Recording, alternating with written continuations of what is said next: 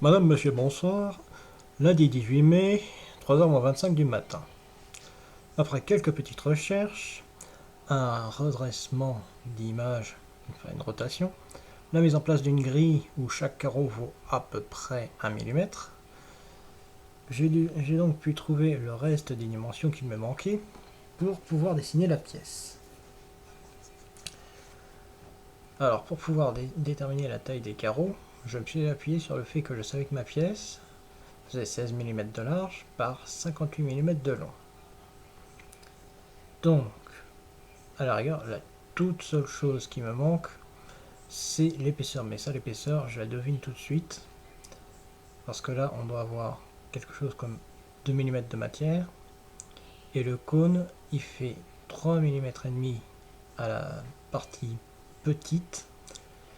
Et à l'évasement, il fait 8 mm de diamètre. Donc on est 3,5 par 8. Et tout sur une hauteur du coup de 3,5 mm. Sinon, ça ne fait pas une pente à 45. Ceci étant dit, j'ai donc aussi cherché par rapport à la dimension du galet qui s'engage dans cette pièce, dans cette gâche. Et finalement, donc, je me suis rabattu sur cette solution de la grille qui m'a permis de savoir que c'est un diamètre de 11 mm dans les logements. Alors, je constate aussi qu'il me manquait une petite côte que je devine assez facilement, qui est d'enlever 6 mm de chaque côté pour la partie épaisse à 3 mm.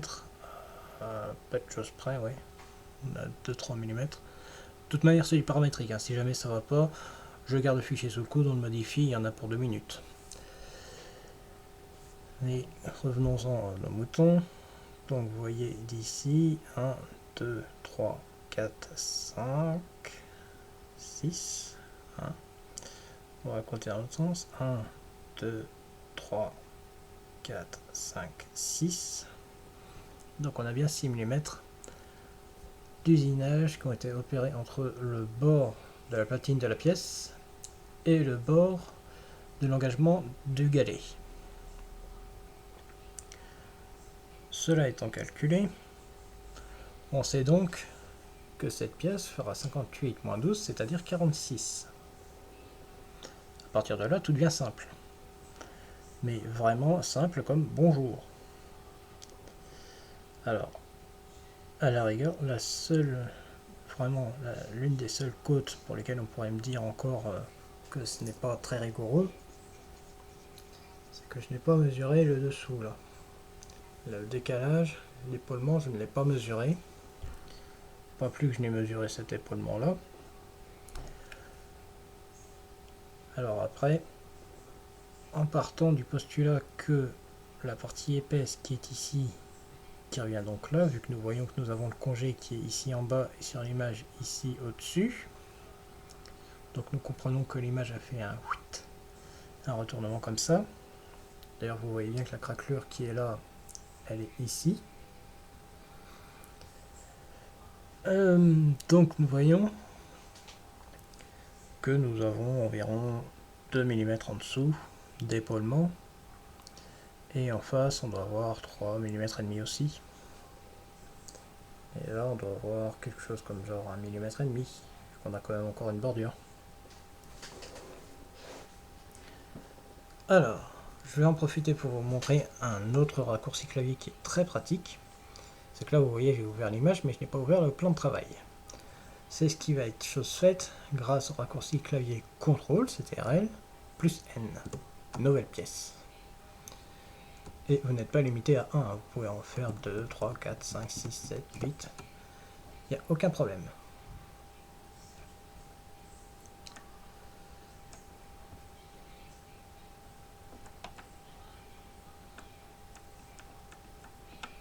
Voilà. Après, le tout, c'est de savoir se retrouver dans ces pièces. Bien. Donc maintenant, on connaît la dimension de notre cube. On va donc partir dessus. De vue isométrique. On le choisit. Nous avions donc 58. Voilà.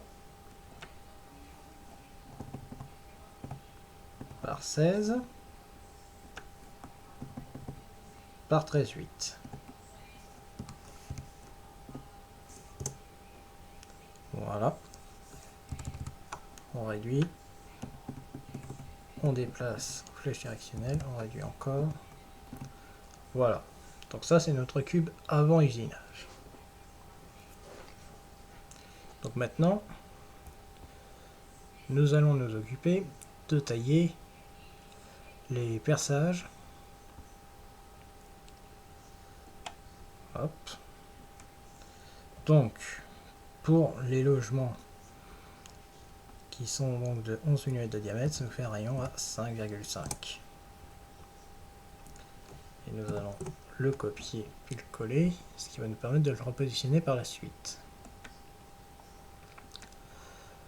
Alors, nous allons donc l'augmenter, enfin le rehausser sur l'axe des Z, le repositionner sur l'axe des Y. Nous savons que nous sommes à 16, ce qui nous amène à 8, pour être parfaitement centré. Et nous allons l'augmenter sur l'axe des X. Et là vous me direz, pareil, j'ai pas mesuré le centre. Et bien que cela tienne, nous avons notre grille. 1, 2, 3, 4, 5. Nous avons 5 mm. Ce faisant, nous avons 58 moins 5, ça nous fait 53. 53 moins 5,5, ça nous amène donc à 47,5. Donc 47,5 AOT de 58, ça nous amène à 10,5 techniquement.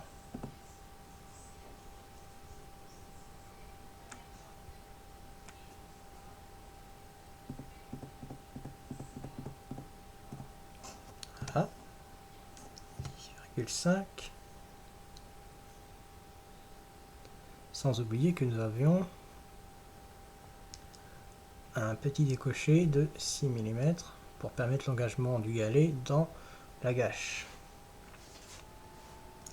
Donc techniquement à 16,5.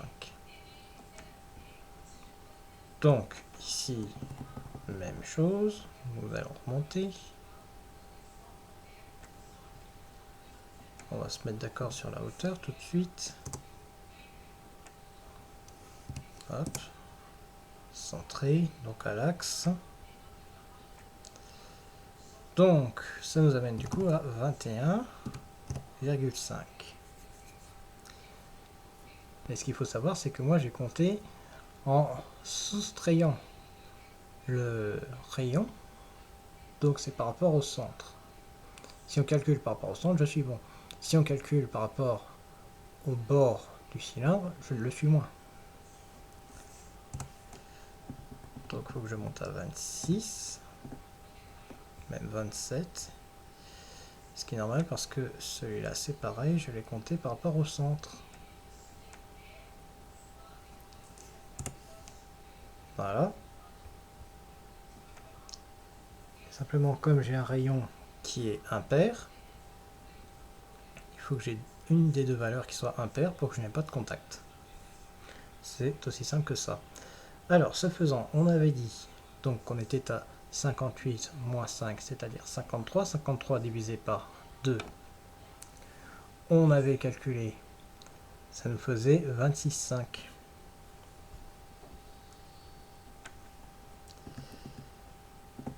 Donc, 26,5. Ça nous place le premier logement. Le second logement, donc, il va être à 26,5 plus 5, c'est-à-dire 31,5.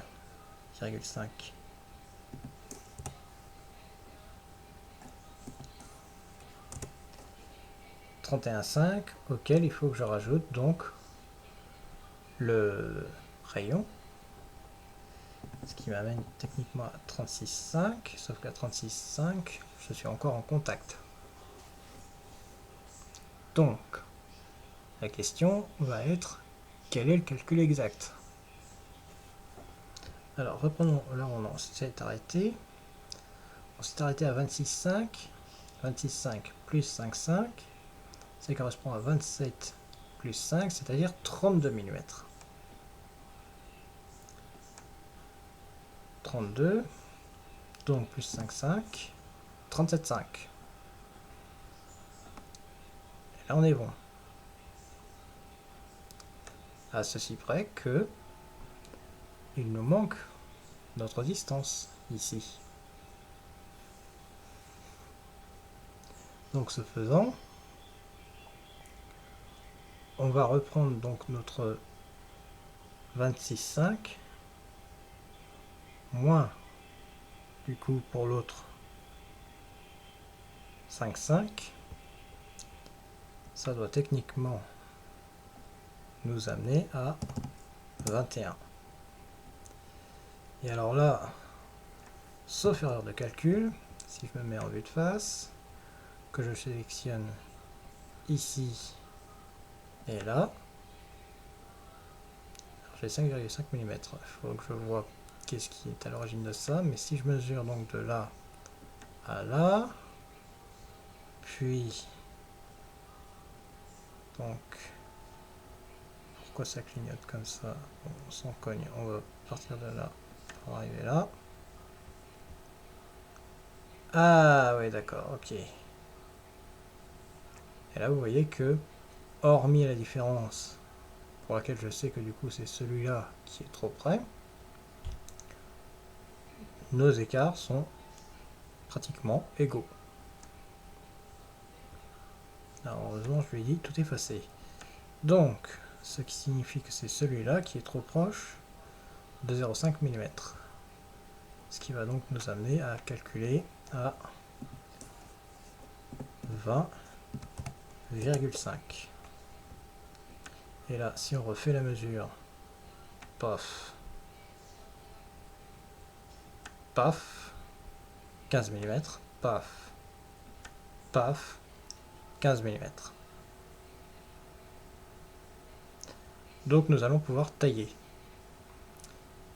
Mais non, on ne peut pas encore tailler. Parce que nous avons calculé quelque chose d'autre, qui est important. Et dont j'ai déjà oublié de tenir compte pratiquement. Alors, comment je vais effectuer ça? Voilà, hop. Si vous regardez bien, je suis à 2,5 de ce bord-ci.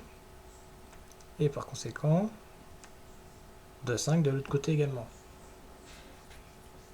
Donc maintenant, si vous voulez, j'en suis au point où je dois déterminer dans quel sens je vais usiner la pièce. Parce que si dans un sens je y mets 0,5 par là et ici je mets dans l'autre sens, je vais finir par avoir 1 mm d'écart entre les deux. Donc ça ne s'alignera pas et la pièce ne sera absolument pas utilisable. Cela étant dit, on va donc positionner très simplement toutes les deux, hop, comme ça. Voilà, et techniquement nous voyons le même écart arriver des deux côtés. Voilà. Et donc si nous refaisons la mesure, ici, paf, paf, nous trouverons nos 2 mm, donc par conséquent en face, nos 3 mm. Voilà.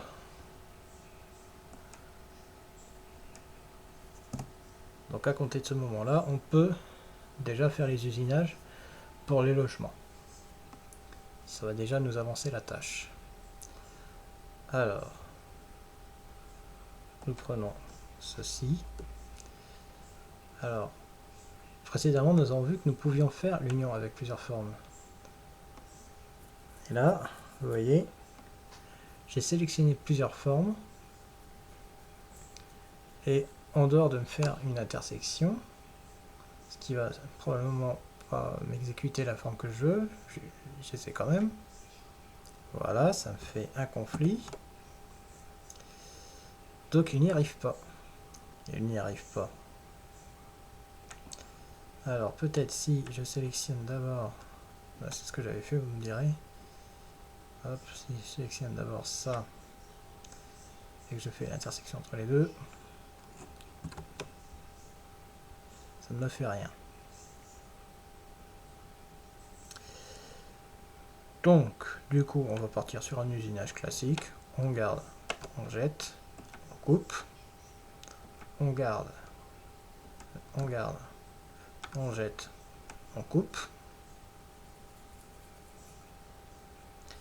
Donc maintenant, on a compté 5 mm, sauf erreur. On a un doute, mais on va pas se laisser abattre. Hop, voilà, on est à 5,8.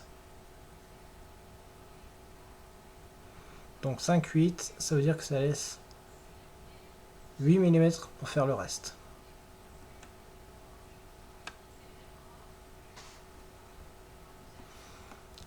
Alors, sur ce, nous refaisons un cube. Nous allons le faire aux mêmes dimensions que l'autre. À savoir, donc déjà on va se repositionner correctement. Donc là, c'est dans ce sens-là. Hop.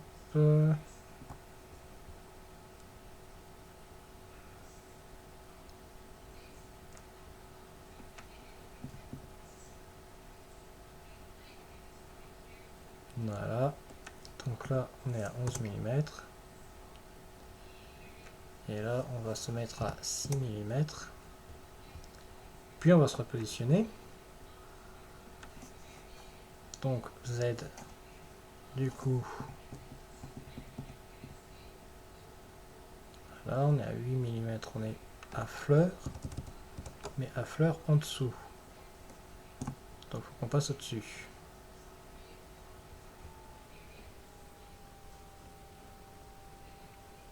Ça découpe légèrement en dessous. Et ça va faire 0,2 mm, ça s'en sent pratiquement pas. Bon. Hop, s'il n'y a que ça. Hop.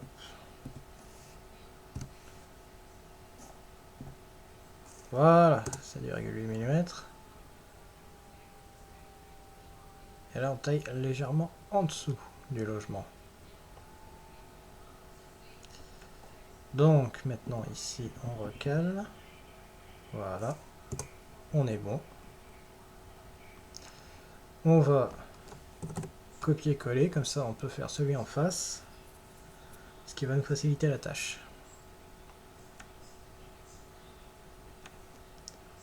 Et donc lui, pouf, voilà, préusiné, ou presque, manque un poil de longueur. Voilà, c'est résolu.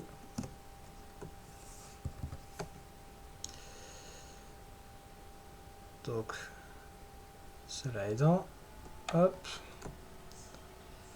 si je fais ça, ça, est-ce que maintenant que c'est clairement défini, ah oui non, il va me faire une erreur sur celui-là, qui est un peu court.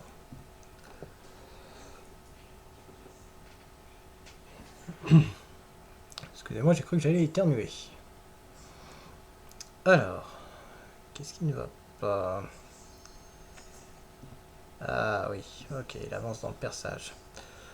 C'est une bonne idée aussi. Hop, hop. Donc on va reculer. Voilà. Hop.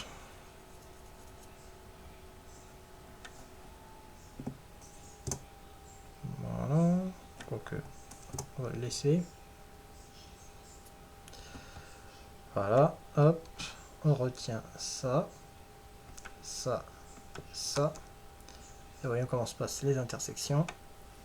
C'est accompli. Qu'est-ce qu'on s'amuse. Donc, on reste sur procédé classique. Je vais pas y arriver. On garde, on jette, on coupe. On garde, on jette, on coupe. Donc là déjà on commence à avoir une forme plutôt prometteuse. Hein. Alors en dessous, il faudra qu'on taille aussi. Pour l'instant, on reste au-dessus.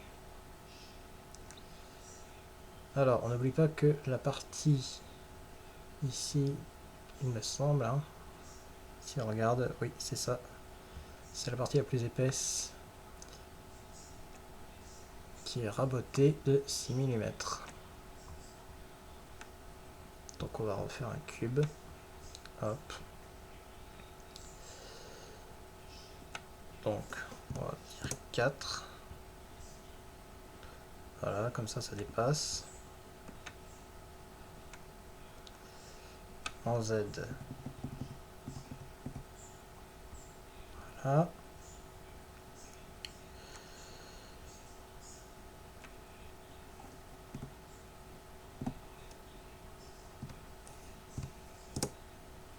Voilà, on est à fleur. On recule de 4 petits millimètres. On n'oublie pas de copier-coller, comme ça, le suivant, on peut le caler en face. Voilà. Ça a l'air plutôt bon.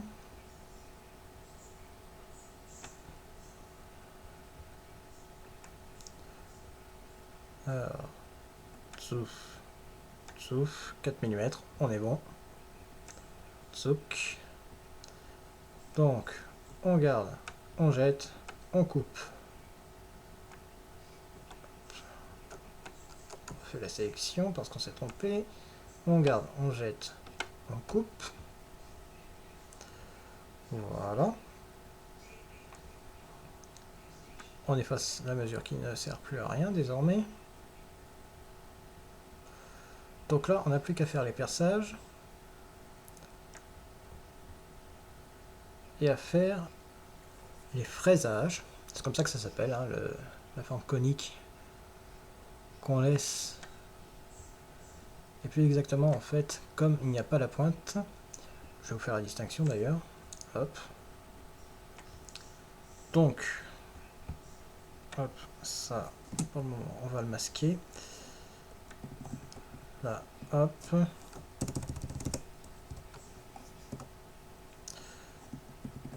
Voilà. Donc, la démonstration va être extrêmement simple. Cône, tronc de cône. Donc, forme conique, forme tronc conique. Oui, c'est facile, hein. Alors, vous ferez attention parce que si vous mettez deux diamètres identiques, il vous dira qu'il y a un conflit. Allez voir si je le transforme. Voilà, hop, cône avec deux rayons identiques. Vous voyez, il vous fait un conflit. Donc à côté de ce moment-là, vous devez grandir un des deux rayons. Donc ça c'est le supérieur, ça tombe bien. Donc on a dit 8 mm par 3.5. Alors vous ne faites pas une galette, hein, c'est juste que voilà, c'est très petit en dessous. Et ici on est donc à 3,5. Voilà. Et là, si on regarde, qu'on fait la mesure de l'angle entre cette surface et cette surface, et ben on n'arrive pas à trouver 45 degrés. Comment ça se fait?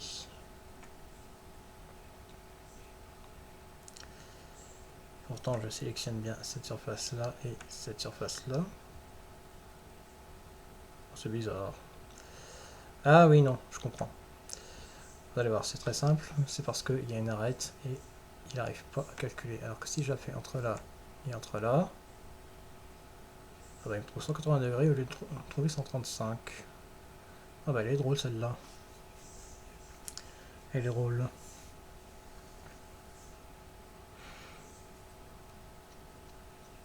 Enfin, cela dit,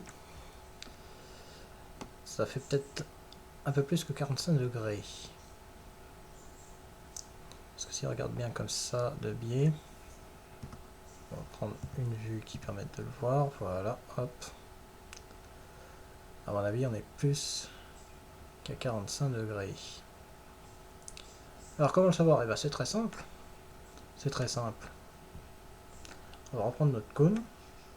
Et on va lui donner 180, voilà. On va se mettre sur le bon plan, c'est-à-dire plan numéro 1. Voilà. Et là, à côté de là, on peut mesurer entre cette arête et cette arête. Et nous trouvons 37,875 degrés. C'est précis, hein. Mais donc ça veut dire que ça appuiera légèrement d'abord au collet, donc à la partie la plus basse, la plus réduite, avant de régulièrement, graduellement, venir s'écraser et épouser la forme de la vis. Ce qui assurera donc un bon maintien. Voilà. Hop. Hop. Donc ça maintenant on peut lui remettre ses 360 d'origine. Voilà. Voilà. Hop. Et nous refaisons réapparaître ça. Alors maintenant. Hop. Il va s'agir de positionner du coup. Ah oui. Ah. L'erreur de débutant classique. Voyez-vous, une fois encore, la fatigue aidant, j'ai confondu rayon et diamètre.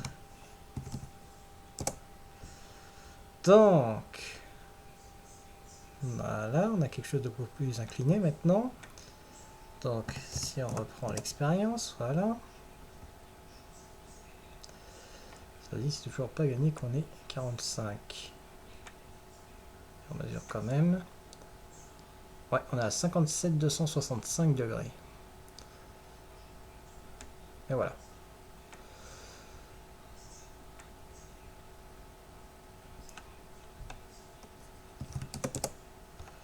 Hop.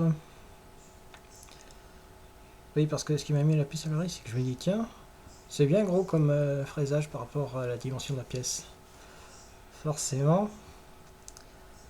si on double les côtes, ça va pas rendre le même résultat.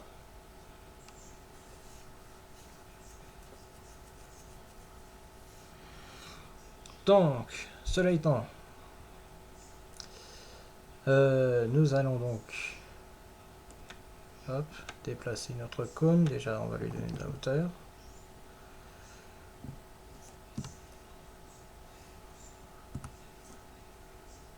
Tiens, 4, 5, ça dépasse. Ça ira, on n'a pas besoin de plus. Et là, par contre, on peut être centré. On est à 8. Et alors, par rapport à notre pièce, on vérifie. On est à... Donc on avait compté 6 mm. Hein, je dirais qu'on était à 8 mm du bord de la pièce. Alors, comptons ensemble. 1, 2, 3, 4, 5, 6, 7, 8 mm avant d'atteindre le bord. Voilà. Donc on est à 8 par 8. Et l'un dans l'autre, ça vaut mieux que ça déborde parce que comme ça évite un conflit des textures lors de la découpe. Donc tant qu'on y est, on va faire la copie, le coller et positionner donc son homologue en face. Donc on est à 8 mm. Et là ça va nous amener à 50 tout simplement. Notre pièce fait 58 mm, donc à 50, ouf, techniquement, touc touc touc.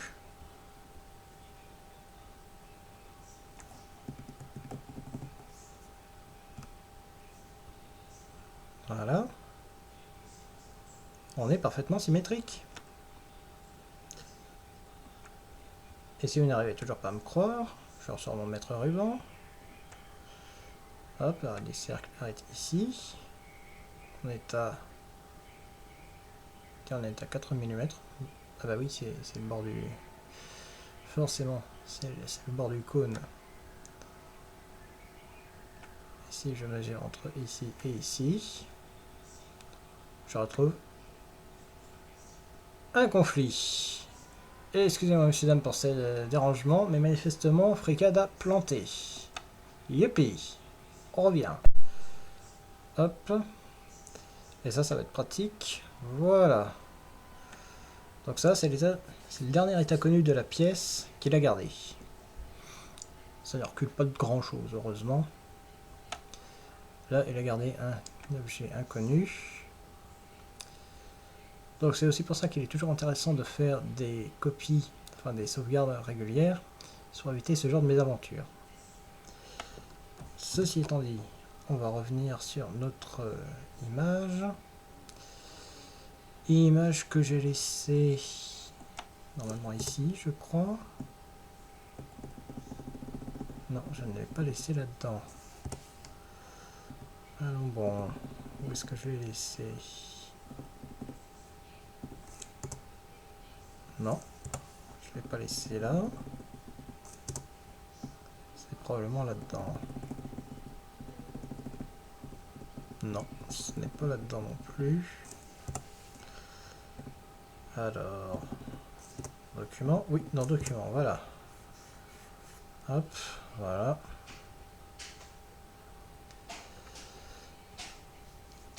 Alors, aussi pour info, je ne referai pas les perçages circulaires ici, vu que ça, ce sont des étapes de moulage.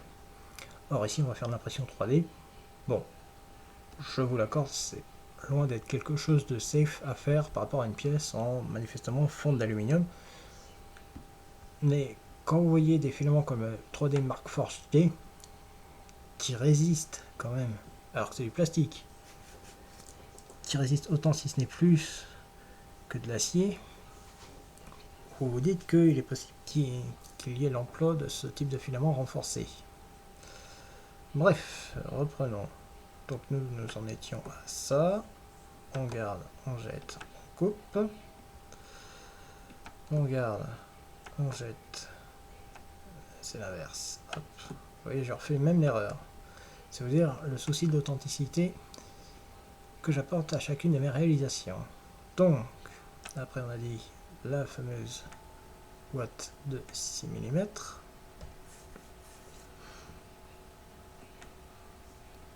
Hop.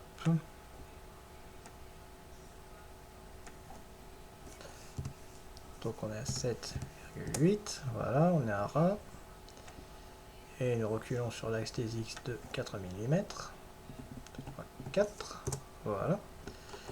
Nous faisons copie-colle. Nous mettons son homologue en face. Ce qui nous l'amène à 56. Sauf erreur.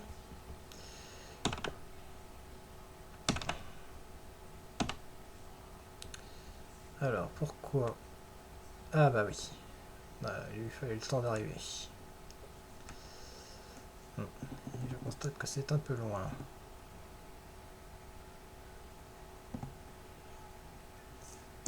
Donc c'est 52 en fait. Ce qui était ma première ma première intuition. Donc maintenant on garde, on jette, on coupe. On garde, on jette, on coupe. Voilà.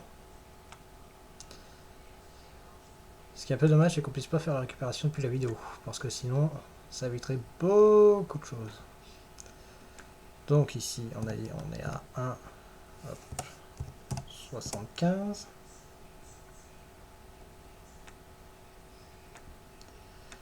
Et on est sur une hauteur de 3,5.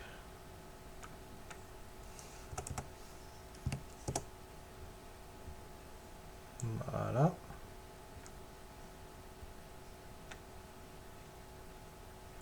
Hop. Alors, vu que c'est à ce niveau-là qu'on a fait un plantage, on sauvegarde la pièce. Gâche. Voilà. Donc on positionne. Alors. Hop.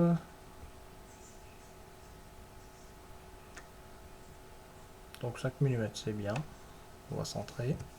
Là on a dit 8 mm et là on avait dit 8 mm aussi. Et on a dit qu'on allait copier de sorte que celui-là du coup se retrouve à 50, ce qui nous était pile en face.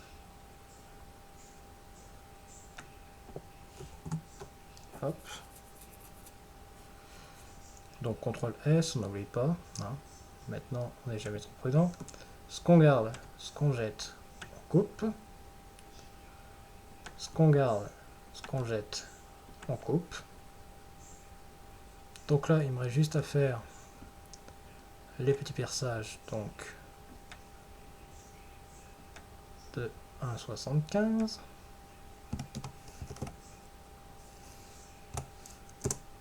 Voilà. Copie-colle. Donc le premier, eh ben, on va reprendre les coordonnées des autres. 8 mm. 8 mm. Là vous voyez que nous passons déjà pas mal. On descend un petit peu. Voilà. Lui, pareil. Donc 8 mm. Moins 1. 50. Et on est prêt à percer. Hop, on sauvegarde. Garde les bons réflexes. On garde, on jette, on coupe. On garde, on jette, on coupe. Et donc là, pour la partie du dessus, manifestement, hein, c'est clair et net qu'on a terminé. Donc on a juste à faire le petit rebord en dessous. Alors, ce qui est un petit peu dommage, c'est qu'il nous manque à la rigueur quelques petites dimensions, mais on va réussir à faire ça. On va réussir, je suis confiant. On va tailler avec un cube la règle ici, enfin, l'épaulement d'un côté et de l'autre. Et on n'aura pas besoin de faire les évidements ici, parce que ça c'est pareil, c'est par rapport, ici par exemple, on peut vaguement lire des dimensions, quelque chose comme ça. Bref, c'est par rapport au numéro de série. Nous on fait juste une pièce pour une personne, on n'a pas besoin d'aller jusque là. Ceci dit, je remarque que ici nous avons un congé, ici nous avons un congé, donc il faut que je pense à les faire. Donc on sauvegarde. Alors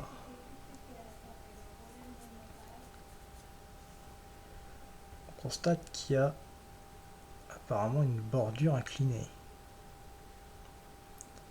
Une bordure qu'on retrouve inclinée ici. Donc je pense que on doit avoir un bord genre qui commence à 1 mm et qui finit à quelque chose comme 2 mm, quelque chose comme ça, sur 3 mm de long.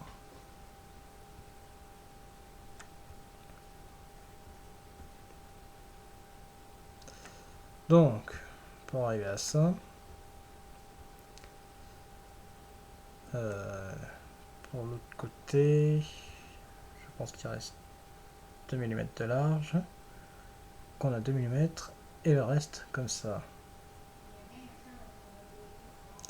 Alors, ce qu'il y a de pratique, voyez-vous, c'est que j'ai le perçage qui m'oriente. Je sais que j'ai 3,5 mm, que je suis probablement affleurant avec l'épaulement qui est ici. Et donc, je sais que je vais avoir du bord de la pièce jusqu'au bord du perçage. Alors, pour faire ça, hop, on mesure ça. Hop, on prend la mesure relative et non pas absolue. Et nous trouvons 9,75 mm, grosso modo. Hein.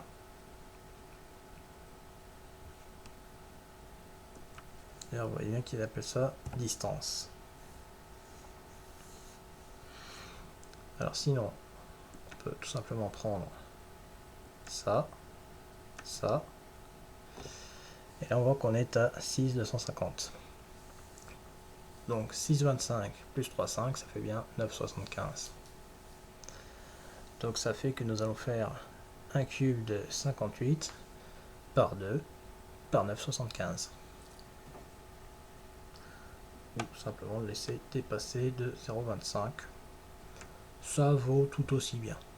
Ça fera le taf. Hop, on va se repositionner correctement, voilà. Donc ça, voilà. Alors, comment je vais faire? Je sais, hop, ici je vais le mettre à 50, voilà. Ce qui, sur le plan 3 du coup, voilà. Alors, il ne me l'affiche pas parce que il me montre qu'il y a un événement ici avec l'arrêt. Par contre, si je le décale légèrement, pouf, il réapparaît. Donc hop, on va s'incliner un petit peu quand même, voilà. On a le luxe d'avoir une machine qui permet de le faire, faisons-le. Donc, on est à, on va passer à 60, hein, voilà. Ici, on repasse à 0, voilà. Ici, on descend, hop, moins 7. Donc ça nous amène à 1,8, ce qui est pas mal. Et ici, donc, hop, hop, alors, non, c'est pas la bonne, c'est celle-là, voilà.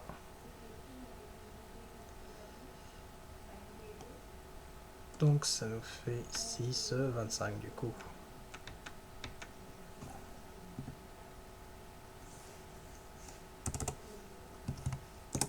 Voilà. On mesure de l'autre côté, on voit que de l'autre côté c'est un peu court. Hop, pas de souci. Voilà, on peut remédier. Voilà. Donc maintenant, on garde, on jette, on coupe. Voilà. Donc il manque plus qu'à tailler l'épaulement en face pour avoir une pièce finie. Donc l'épaulement en face, on a dit, il fait 3 mm de côté environ.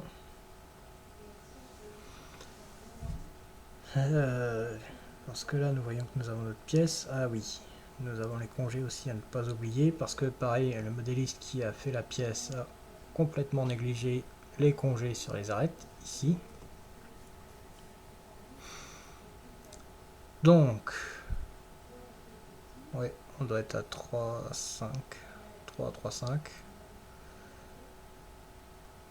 On va le faire en deux étapes. On va d'abord tailler droit, puis on va faire la taille inclinée. Sachant que, pour faire la taille inclinée, on fait quelque chose de relativement simple.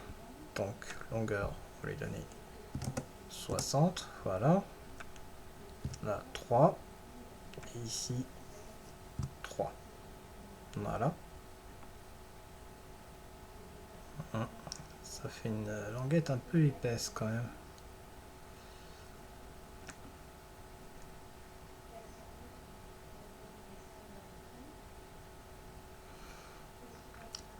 Ouais. Alors, c'est là que je vais reprendre. Excusez-moi. Donc, la puissance de mon modeleur paramétrique, c'est que je vais hop, donner un petit millimètre de plus, puis le reculer d'un petit millimètre, voilà. Je masque, je rabats, je double-clique pour transformer, et la transformation a eu lieu. Donc lui, par contre, on va le reculer un tout petit peu, voilà, 1 mm, voilà, pas besoin de plus. Voilà, on va par contre le copier-coller, voilà, de sorte que son homologue, pour faire la coupe inclinée, On est juste à venir modifier ici la rotation par rapport à l'axe X. Voilà. Hop. Donc ce faisant, ce qu'on garde, ce qu'on jette, on coupe. Alors, au besoin, si il faut, on peut réincliner le bazar. Alors après, j'ai l'impression que je suis un peu épais par rapport au dessin, mais c'est probablement un problème de perception spatiale par rapport au plan incliné ici.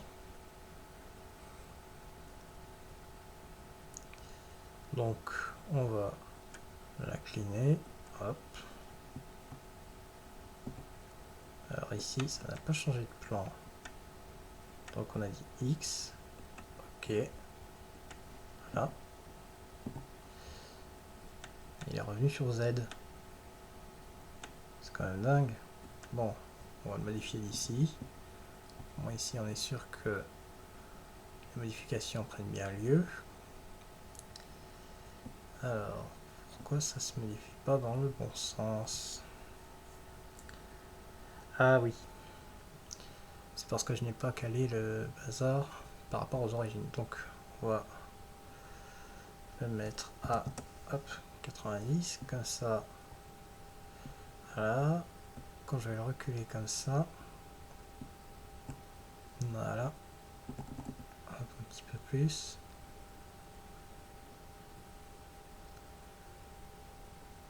Voilà. Donc genre, je vais dire ça. Je vais donner un petit millimètre de haut en plus. Le recaler sur l'axe des Y. Ça m'évite de déplacer toute la coupe.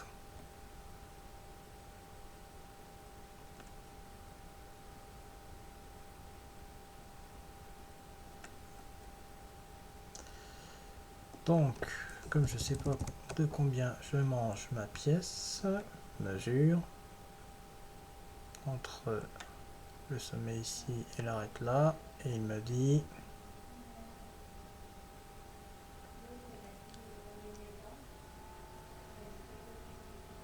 alors il me dit combien, pas simple à lire, hein. Hop, voilà, tout de suite on va mieux voir ce qu'on dit. Donc 1,88.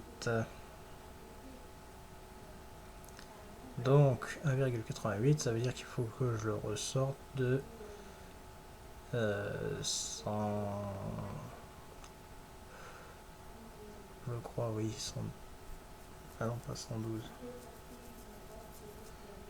Oui, 0,222 mm. Donc ça... Oui, bah oui, c'est ça. Hop, hop.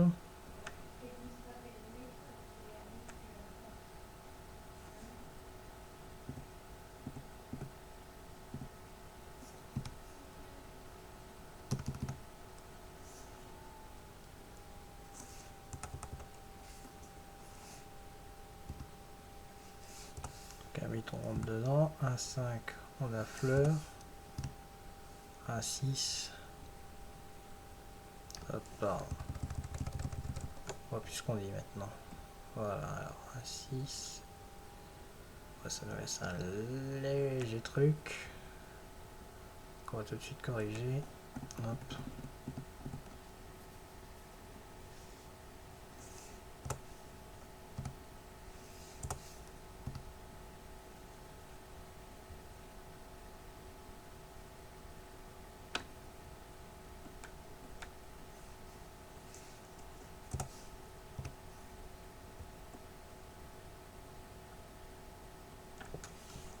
Hop, on n'oublie pas de sauvegarder pour éviter de perdre la pièce.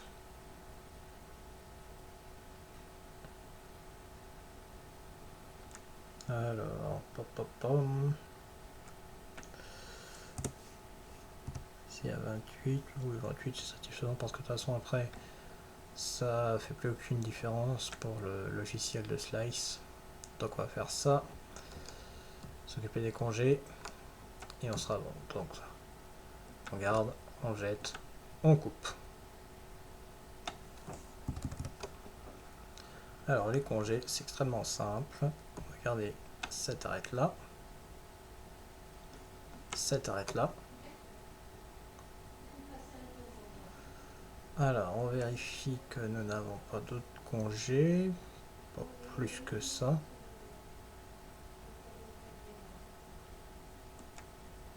Alors par contre le rayon, ça peut être intéressant.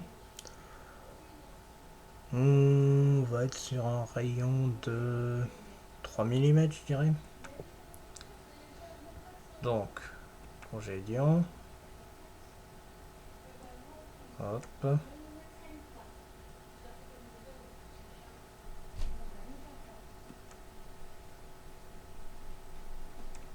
toute façon. Hop. Voilà. Voilà.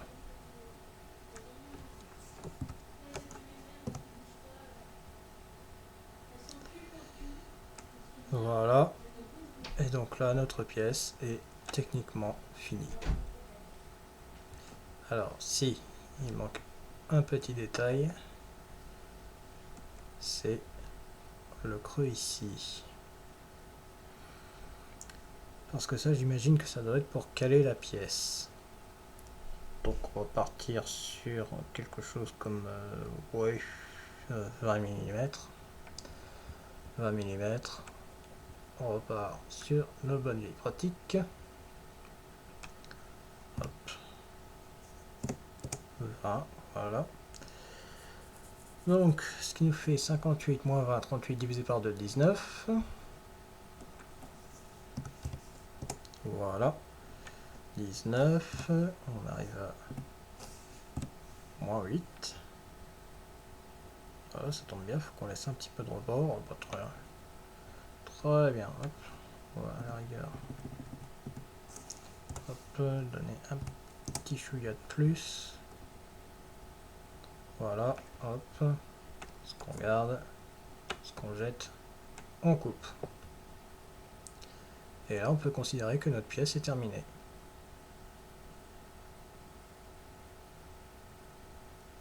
Voilà. Donc maintenant, ça, alors déjà ici, on enregistre. Et ça, on va sélectionner maintenant CTRL E.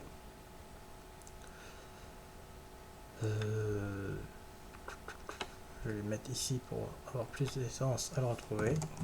Gâche, format STL. Voilà, ça on ferme, ça on ferme. Voilà.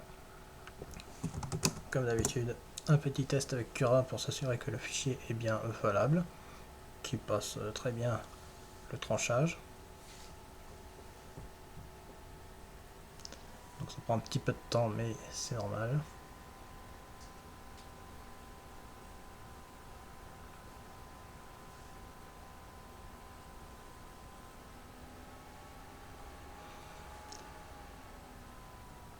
Ça devrait pas tarder à s'ouvrir maintenant. Voilà. Désolé. Alors, donc du coup on a dit dans Arduino. Voilà. Et voilà. Et notre pièce passe bien comme on l'avait dessiné. Alors ce qui m'étonne un peu, c'est qu'il n'y a pas de support. Mais ça, à la rigueur, c'est pas un problème. Parce qu'on peut aussi... Alors moi je le fais avec Cura, mais c'est possible avec les autres, hein, certainement. On peut le faire tourner, par exemple, hop, sur cet axe-là.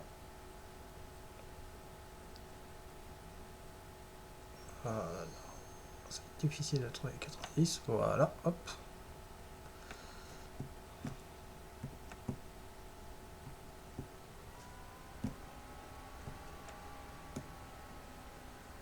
Et quoi qu'il en soit, notre fichier, il est prêt à impression.